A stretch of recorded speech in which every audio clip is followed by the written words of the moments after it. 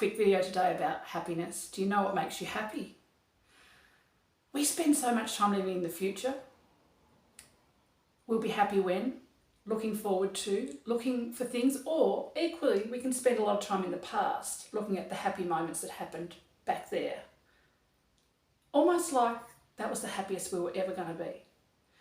Happiness is very subjective and it changes over time. And what makes you happy, I don't know, today might make you happy when you get to it, if it's in the future that you're planning for it. I've seen so many people make plans for the future and live for the future and not actually get there. So how can you be happy today? What can you do in today, in today's right now, that makes you happy? I found that some of the smallest things could bring me the most joy, just in the mundane things that I do every day. But we have to stop and work out what those things are, and then we have to allow ourselves time to put them into our day, to give us that bit of happy, to make us smile, to give us that happiness now. They don't have to be big things. I'm not talking about things that cost you money, but you have to work out for you what that may be. I love that first morning coffee. That makes me happy. That brings me joy. I look forward to that every morning. You know, heading out at night on a starry night looking at the stars. Beautiful clouds in the sky. Smelling flowers. Noticing the changes when the seasons change. All those things are the small little things that can bring happiness and joy to my life in the now, in the day-to-day, mundane living of life. Yes, there's things to look forward to. But if we spend all of our time looking forward, we aren't here now today. And I think that's the problem. We're so future focused in everything that we just forget about the now.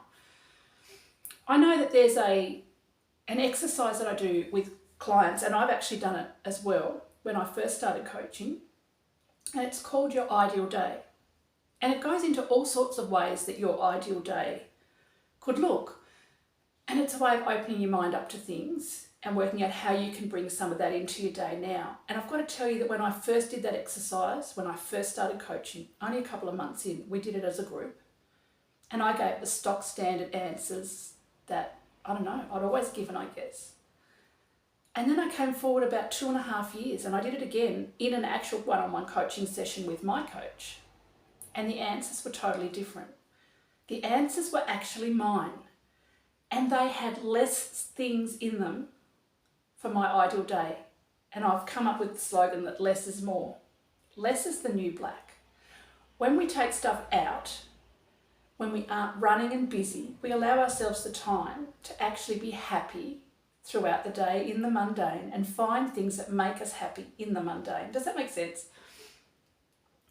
I remember in the second lot of doing that ideal day, how basic my day was, how basic the place I lived was, how everything. I remember saying to the coach, as she said, take a look around your lounge room, take a look around your living area, what do you see? And I said to her, there's no TV. There was no TV in my ideal apartment that I was living in. And everything was white. And there was very few bits of furniture. The view was beautiful. I had a view of the ocean and I could see the clouds. And in my mind's eye, I knew that I was facing to be able to see all the storms that come in, all the things that bring me joy in the day, today, living. So we talked about how I could bring some of that into my now, to start living that ideal day now. And I realised that less is more. Less clutter, less in my schedule,